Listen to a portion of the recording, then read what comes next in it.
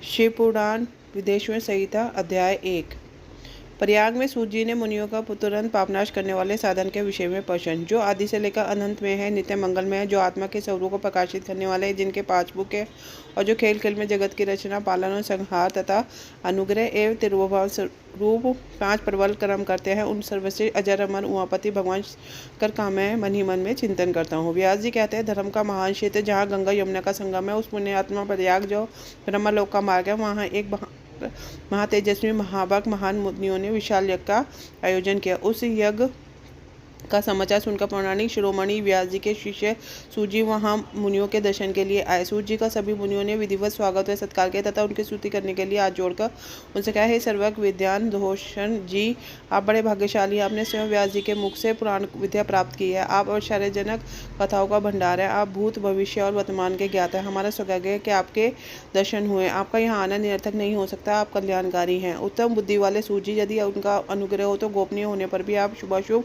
तत्का वर्णन करें, जिससे हमारी तृप्ति नहीं होती, उसे सुनने की हमारी इच्छा ऐसी ही रहती है। कृपा कर उस विषय का वर्णन करें। घोर कलयुग आने पर मनुष्य पुण्य कर्म से दूर होकर दुराचार में फंस जाएंगे, दूसरों की बुराई करेंगे, पराई स्त्री के प्रति आसक्त होंगे, हिंसा करेंगे, मूर्ख और नास्तिक पशुभूत हो जाएंगे।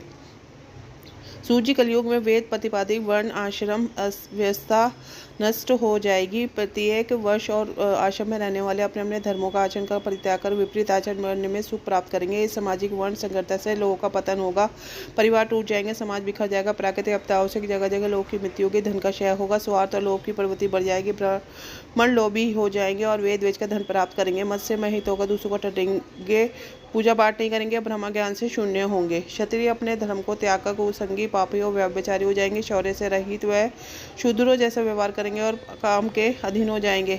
वैश्य धर्म से विमुख होकर संस्कार भ्रष्ट होकर कुमार्गी धनोपार्जन परायण होकर नापतोल में ध्यान लगाएंगे। शूद्र अपना धर्म कर्म छोड़कर अपनी वेशभूषा से सुशोभित हो जाएंगे। वह कुटिलशाली होकर अपने धर्म के प्रतिकूल हो जाएंगे, कुकर्मी और वाद विवाद करने होंगे। वह स्वयं को कुलीन मानकर सभी धर्मों और वर्णों में विवाह करेंगे। स्त्रियां सदाचार से विमुख हो जाएंगी, वे अपने पति का अपमान करेंगे और सास ससुर से लड़ेंगे, मलिन भोजन करेंगे, उनका शील स्वभाव बहुत बुरा होगा।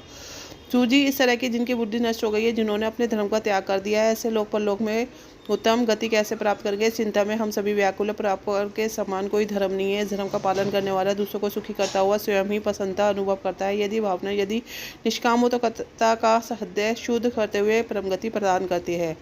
हे महामुने, आप समस्त सिद्धांतों के ज्ञाता है, कृपा कर ऐसा उपाय बताइए जिससे इन सबके पापों का तत्काल नाश हो जाए। व्यास जी कहते हैं, उन श्रेष्ठ मुनियों की तरह यह बात सुनकर सूत जी मनि मन परम श्रेष्ठ भगवान शंकर का स्मरण करके उनसे इस प्रकार बोले। इसी के साथ विदेश विषय का पहला अध्याय पूर्ण होता है। ओम नमो शिवाय। ओम नमो पार्वती पते नमः। हर हर महादेव।